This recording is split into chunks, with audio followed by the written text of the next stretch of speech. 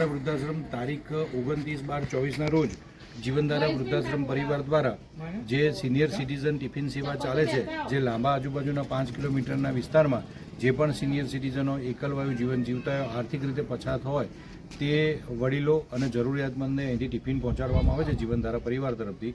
તો એક અરજી આવી હતી શારદાબેન જયંતિભાઈ પરમાર કે જેઓ મકાન નંબર 1438માં શક્તિ ચોક ઇન્દિરાનગરમાં રહે છે અને તેમને અત્યારે હાલ ટિફિન માટે અરજી કરી હતી.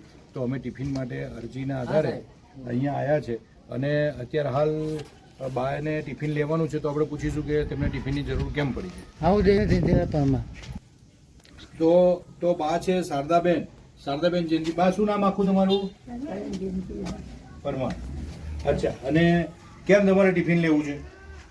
પરિસ્થિતિ એવી હોવાથી ચંદ્રેશભાઈ કહ્યું કે તમારી પરિસ્થિતિ આવી છે તો હું તમને મારા ઓળખાણથી સાહેબ પાસે તમારું ટિફિનનું તો અત્યારે તમે કઈ નોકરી કરો છો? કઈ કશું નહીં? ના, પહેલા કરતા? આપેલી તારીખ પછી જાઉં ને ઓફિસે તો સાહેબ આવે આપે 100-200 રૂપિયા. આખા મહિનામાં કેટલા આપે? આખા મહિનામાં તો જે આજ લે 400-500 બસ. તો 400-500 રૂપિયામાં ચલાવો. તો ઘરે ઘણી તકલીફ છે.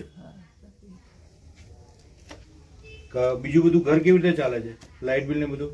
લાઇટ બિલ તો પછી હવે એ પાલડી જતી રહી છે. ઠંડા પહેલા કામ કરતી, બહુ વર્ષ પહેલા એ વિચાર આપે મોમેડન છે એમ? આપે.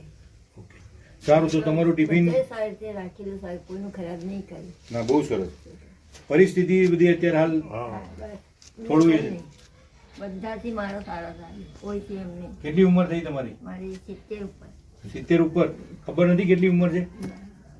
તો બાની લગભગ 77 વર્ષ ઉંમર આમાં લખેલી છે અને બા પોતે અત્યારે હાલ ખૂબ જ તેમની આર્થિક પરિસ્થિતિ, હવે પોતે કામ નથી કરી શકતા.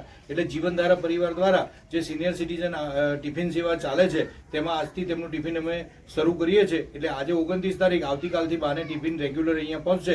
હું સંદીપ શાહ અને અમારા માનનીય ટ્રસ્ટી અલ્કેશભાઈ મસરૂવાલા આજે આની સ્પેશિયલ વિઝિટમાં આવ્યા હતા અને બાનું ટિફિન બા અમે કાલથી તમારું ચાલુ થઈ જશે. અને ફ્રી ઓફ ચાર્જ થઈ જાય, 1 રૂપિયો નહીં આપવાનો. જીવનધારા વૃદ્ધાશ્રમ પરિવારના પ્રણામ.